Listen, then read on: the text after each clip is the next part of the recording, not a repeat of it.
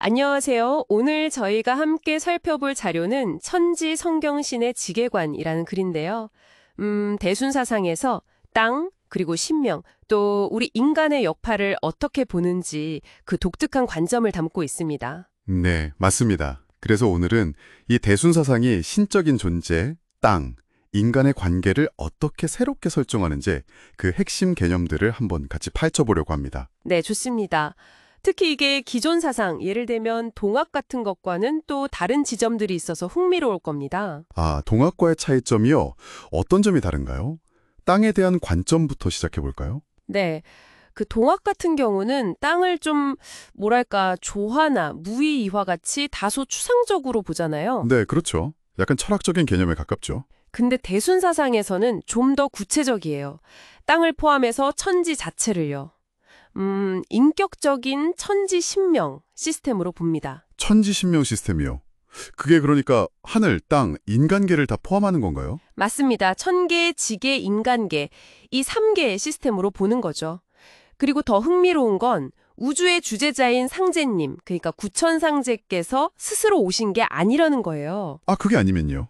이 천지 신명들이 세상이 너무 혼란하니 바로잡아달라고 간절히 요청해서 오셨다는 그런 해석입니다. 와, 신명들이 상제를 소환했다 이런 느낌이네요. 그런데 자료 보면 신명을 약간 기계적 존재처럼 묘사하기도 하던데요.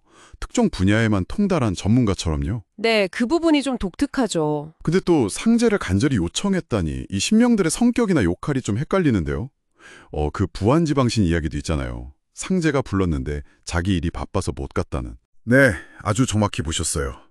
신명은 각자 맡은 분야, 특정 지역이나 자연현상, 기술 같은 거 있잖아요. 거기엔 정말 통달한 전문가예요. 진리에 지극하다고 표현할 정도로요. 아하. 하지만 각 자기 분야 외에는 관여를 안 해요. 그래서 좀 기계적이라는 표현이 어울릴 수도 있죠. 반면에 인간은 여러 영역을 좀 아우르고 조율하는 뭐랄까 유기적 존재로 그려집니다. 신명은 전문가, 인간은 조율자. 그렇죠.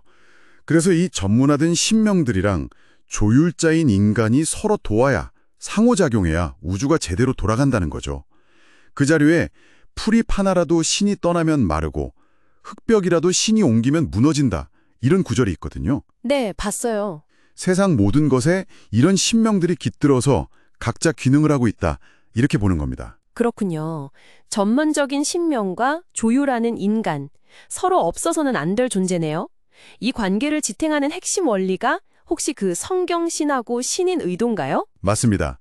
성경신은 정성, 공경, 믿음, 이건 신명이나 인간이나 모두에게 필요한 우주적인 노력 같은 거고요. 네. 그리고 신인 의도, 이게 그 상호 의존 관계를 아주 잘 보여줘요. 신명은 인간을 이끌어주지만 몸이 없잖아요. 그렇죠. 형체가 없죠. 그래서 인간에게 의지해야만 현실에서 힘을 쓸 수 있다는 거예요. 그 자료에 나온 구절 있잖아요. 신무인 후 우톡, 인무신천 우도. 네. 신은 사람이 없으면 의탁할 곳 없고 사람은 신이 없으면 이끌어줄 이 없다. 바로 그거죠.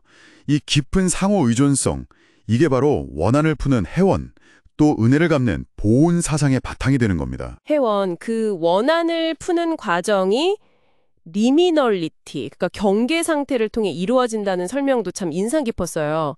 결혼식이나 장례식처럼 이쪽도 저쪽도 아닌 상태에서 변화가 일어난다는 거잖아요. 네, 맞아요.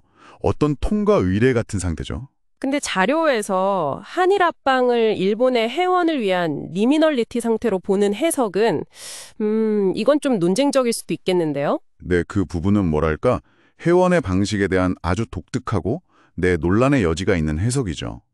역지사지, 그러니까 강제로라도 상대방 입장이 되어보는 그런 극한의 상황을 통해서 원한이 풀릴 수도 있다. 이런 시각을 보여주는 거죠.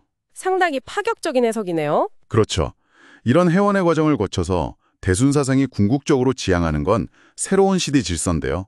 바로 권위의 중심이 이제 하늘, 텐존이나 땅, 지존이 아니라 인간, 인존에게 온다. 즉, 이제는 인존시대라고 선언하는 겁니다. 인존시대. 야, 이건 정말 대단한 발상전환인데요.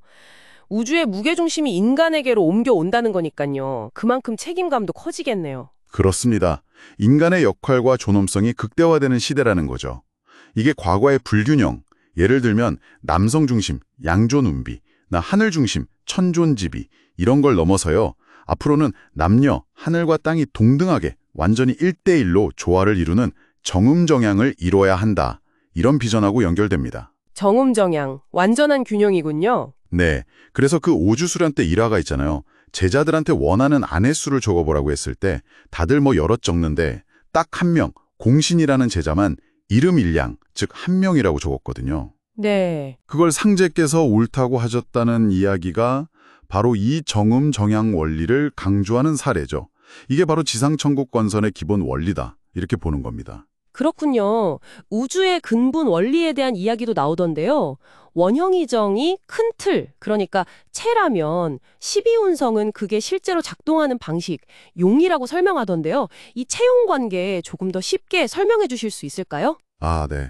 원형이정은 봄, 여름, 가을, 겨울처럼 우주 만물이 생기고 자라고 거두고 쉬는 그런 근본 법칙, 뭐랄까 큰 원리, 체라고 할 수 있고요. 네. 12운성은 그 원리가 구체적으로 생명이 잉태되고 포, 태어나고 퇴, 자라고 양생욕대, 왕성했다가 관왕, 쇠퇴하고 쇠병사, 무덤에 들어가는 장, 것 같은 12단계의 현실적인 과정, 용으로 나타나는 모습이라고 보시면 돼요. 아, 생명의 순환 과정을 12단계로 나눈 거군요. 그렇죠. 그리고 음이 죽어야 양이 살고 양이 죽어야 음이 산다. 음살 양생, 양살 임생 이는 그 순환의 리듬도 이 12운성 안에 다 들어있다고 봅니다.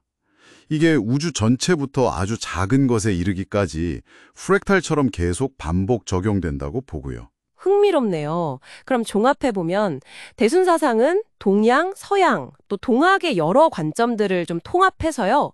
인간이 중심이 되어서 전문화된 신명들과 함께 성경신이라는 노력을 통해 서로 의존하고 신인의도, 우주적인 조화, 정음정양과 해원을 이루어가는 아주 역동적인 천지지용의 새로운 틀을 제시한다. 이렇게 볼 수 있겠네요. 네, 정확하게 정리해 주셨습니다. 특히 그 인존시대라는 개념은 인간에게 우주적인 책임과 또 가능성을 부여하면서 과거의 신중심 세계관에서 벗어나서 인간 스스로 주체적으로 후천시대를 열어가야 한다고 촉구하는 아주 핵심적인 사상이라고 할 수 있겠습니다. 네, 오늘 정말 흥미로운 이야기 잘 들었습니다. 이 대순사상의 세계관 참 깊이가 있네요. 마지막으로 저희가 오늘 나눈 이야기를 바탕으로 한 번쯤 생각해 볼 만한 질문 하나 던져주시겠어요? 네. 아까 그 신우인 후 무토, 신명이 인간 없이는 의지할 곳이 없다는 관점에서 한번 생각해 보면 어떨까 싶어요. 우리가 그냥 살아가는 이 세상, 눈에 보이는 이 물질 세계가 어쩌면 단순히 그냥 사물들의 집합이 아니라 각자의 역할을 가진 신명들이 깃들어 있는 곳일 수도 있다면요. 아, 그렇다면 우리가 주변의 모든 것들, 사람뿐만 아니라 사물이나 자연과 어떤 관계를 맺어야 할까? 우리의 행동 하나하나가 어쩌면 생각보다 더 큰 의미를 지닐 수도 있지 않을까? 뭐 이런 점들을 한 번쯤 깊이 생각해 보는 것도 의미 있지 않을까 싶습니다.